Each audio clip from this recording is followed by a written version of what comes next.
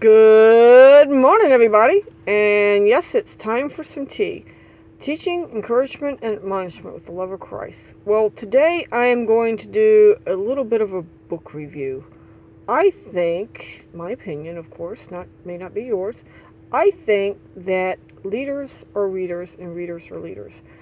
And if you want to be a leader in life, you want to push forward to the front of the pack, you want to do more.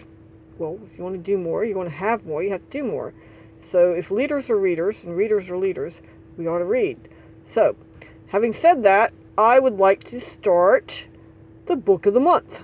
And this book for this month, because I'm almost done with it, and it's taken me about a month to read it, because I've got a lot of other things going on, is called, right here, it says, Peel, The Power of the Plus Factor.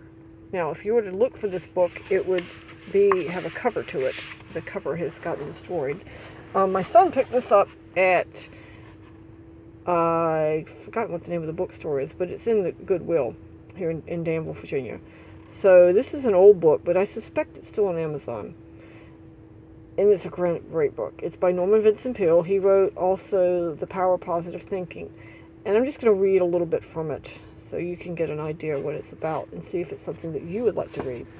Right here, it says, I'm trying to read it from the phone. I'm not going to do that. I'm going to let y'all look at a blank page while I read it. Okay, here we go. What if I were to tell you that there is a power within you that can revolutionize your life? A power that is invisible, intangible, but completely real. A power that can transform you so dramatically, and under its influence and guidance, you can become an entirely new person, stronger, more confident, better balanced, more energetic, more resilient, more capable of coping with the ever-increasing complexity of modern living. Suppose I added that this remarkable force could lift you from failure to success, from illness to health, from self-doubt to self-assurance. And then, if I assured you further that it could help you find congenial friends, solve problems, break out of stale habits, fairly explode into a world totally different from the world you have known before, a world of enthusiasm and exhilaration and understanding and joy, what would your reaction be?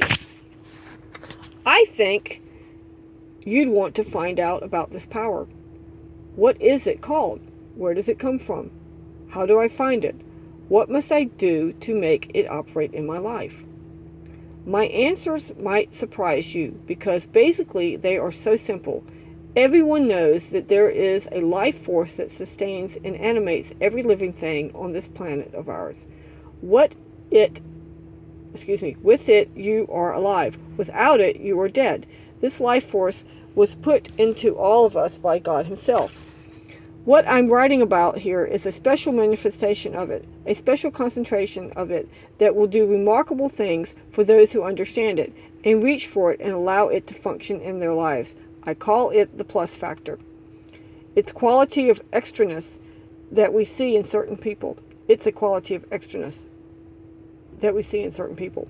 People who live with more eagerness, more energy, more enthusiasm than others, who set higher goals and achieve them more often, who keep going despite adversity and hardship, who shrug off misfortune and give out warmth and caring and encouragement wherever they go. People, in short, who have in themselves a marvelous plus factor at work. Well, you may say, I know such people, but what about me? How do I get hold of this extraness? What can I find? Where can I find this plus factor? The answer to that is simple too. You will find it in the last place you might think of, within yourself. Alright guys, that's just a brief excerpt from the book. And it's a fantastic book. There you go, Peel, The Power of the Plus Factor. And it has a picture of him on the back. Norman Vincent Peale, some of you may know, some of you may not, a lot of you may not, was Donald Trump's pastor when he was growing up. And he lived, I want to say he died in the 90s. I'm not positive about that. And actually his grandchildren, I think, still live in Danville. Because his children, one of his, I want to say, it must have been a son because they had the last name Peale. was living in Danville, and they went to the First Presbyterian Church when I was growing up. I didn't really know the children. I think they were probably about 5 or 6 years older than me, but I knew their names, and I know people that knew them. So that's kind of cool. So it brings it to home, I think. But he is definitely a national, world-renowned author, and the power of the plus factor may not be nearly as well known, but it's the same author that wrote what did I say it was called again? Well, I already told you, so I'm not going to tell you again. You can go back and listen to it. Power of Positive Thinking, that's what it was. Power of Positive Thinking. My father read that book, and it changed his life. He became very successful, and a lot of it had to do with that book. Okay, the power of positive thinking, not negative thinking, but positive thinking. And it's very biblical. I think a lot of people don't understand. I actually had another friend, the friend that introduced me to my husband, but he was also the man. He didn't really introduce me to my husband. He brought me to church where I met my husband, and he was my husband's roommate, which I didn't know that when I first met my husband, but that was an interesting thing. But he came to know the Lord through reading that book. So if you don't think it's a Christian book, I'd say you're wrong. Please go and read it, and read this one, The Power of the Plus Factor. Fantastic books. All right, you guys have a great day, and enjoy your tea. Bye.